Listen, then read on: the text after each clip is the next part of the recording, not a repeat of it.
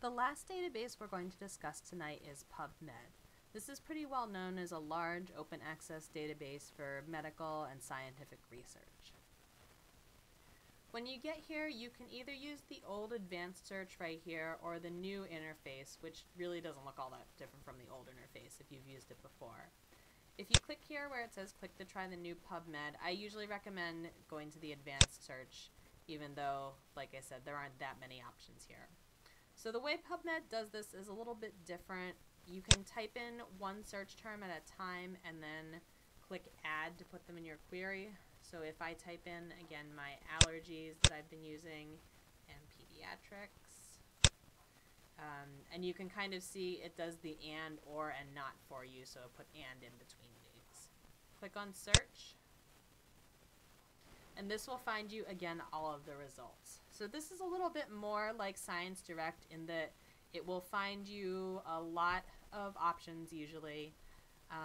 It doesn't have all that many narrowers or limiters except over here on the left. So there is the option to, again, to sort by date, which is good.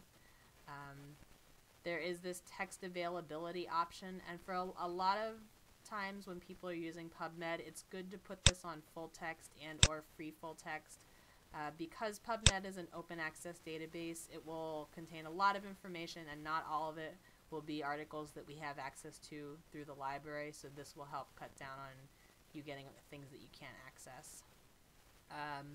The one thing that PubMed has that's really useful is right here where it says article type. This is a little bit like what we saw in Science Direct, where they had research articles and review articles, except that PubMed has it broken down even more, and so you can get into very specific kinds of primary and secondary sources.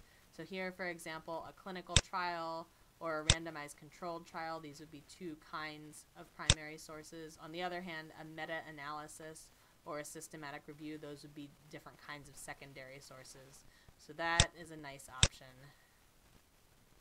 You can also click on additional filters to get the full list of article types.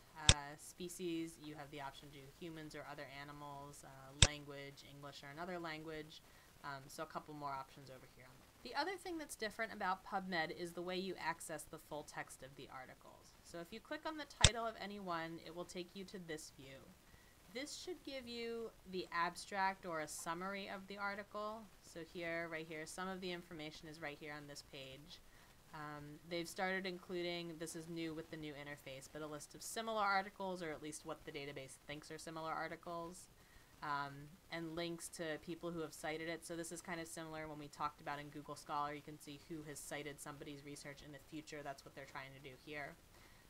Here's the list of references if you want their past research. And then down here at the bottom, they call them MESH terms, which stands for medical subject headings. So again, this is similar to the keywords that we saw in CINAHL, where you could click on any of these to get to more articles about this topic, or maybe you'll look at some of them and think, oh, that's a good idea, I should search for that.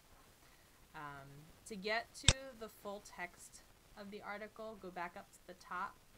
One or more of these little icons should work, hopefully. So if you click on either one of these, the goal is to try to get to where you can read the full text. So here, this is actually taking me back to the old view on PubMed, but what I really want is the link that says PDF right here. Thank you for watching tonight. If you have any questions, you can visit the library website at stevensonlibrary.org and click on the Ask Us button to send us a question. Here you'll be asked to fill out a form with your question, your information, and then one of us will get back to you and contact you as soon as we can to help you with your research. Thank you.